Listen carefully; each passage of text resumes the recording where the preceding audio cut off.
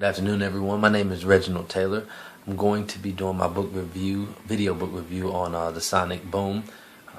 I'll start. The book begins talking about, the point of the book, the purpose of the book is to explain and describe how important sound is in our lives, and also speaks about how we take it for granted. It actually begins with the story of Sarah, who has been deaf for 29 years and finally gets her first hearing aid and is able to hear for the first time. How overwhelming it was, and what other emotions, all the other emotions that she went through. Her story is actually enlightening because, for me personally, I kind of forget, and I think we all do, but I'll speak for myself. I forget how important sound is to me, and I take it for granted. But just hearing her story made me kind of open up and realize that all the sounds around me, I could not hear. It's not a given that I'm going to wake up each morning.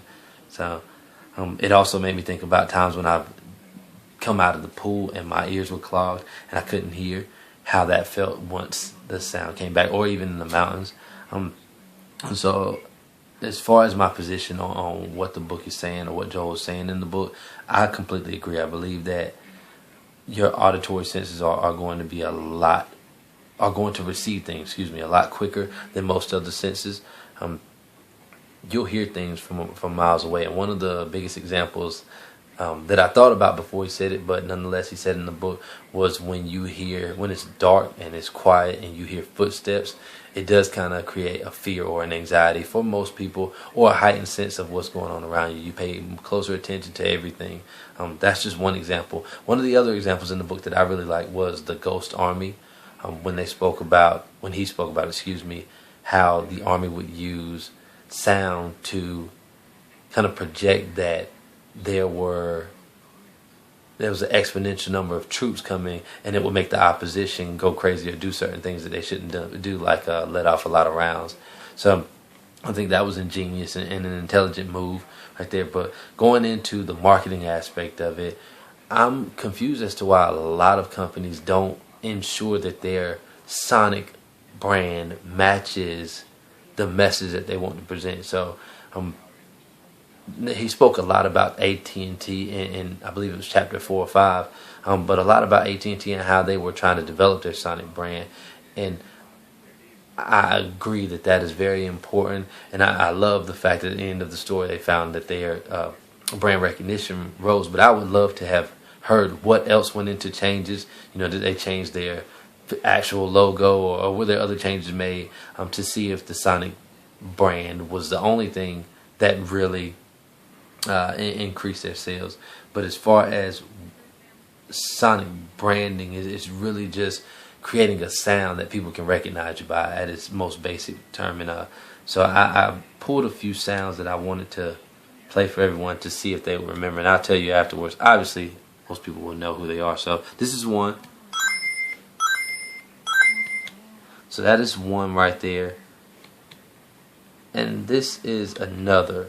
While it's not necessary,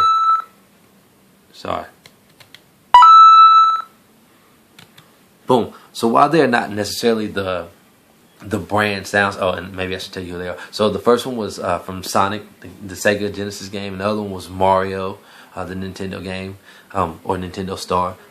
But while they're not necessarily the Sonic brand of them, you do recognize them. They are highly recognizable, and even kids nowadays still know what they are, where they're from, and they perk up when they hear them. Some other ones that I thought of were like Intel is one, and they spoke a lot about McDonald's. But you have a lot with Microsoft. They have their own startup, so to follow that Apple trend. But I believe that the sound is very influential, because a lot of the times I notice when I'm watching TV, I may not be paying as much attention, or even if I fall asleep and the TV's watching me and I hear a certain sound, it'll make me perk up or remember certain things or think about a certain time. Even with music, it's very emotionally based, and that's the biggest thing I took away from the book, how a sound or music can, should, or will make you feel. I agree that a lot of people try to use it, but some fail.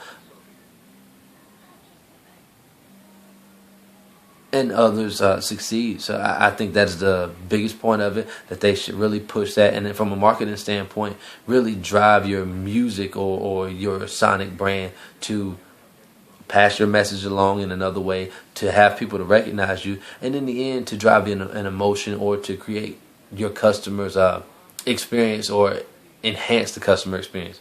So hope you guys enjoyed it. Have a great day.